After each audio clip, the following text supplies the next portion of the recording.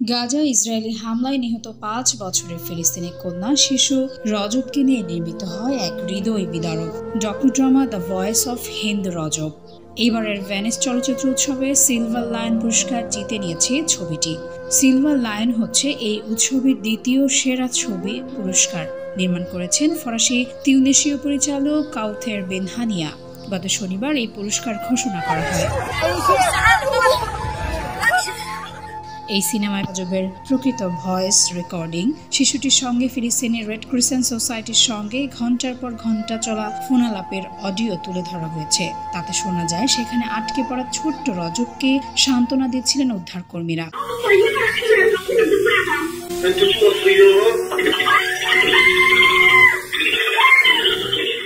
রজব ততক্ষণে গাড়ির ভেতরে গুলিবিদ্ধ।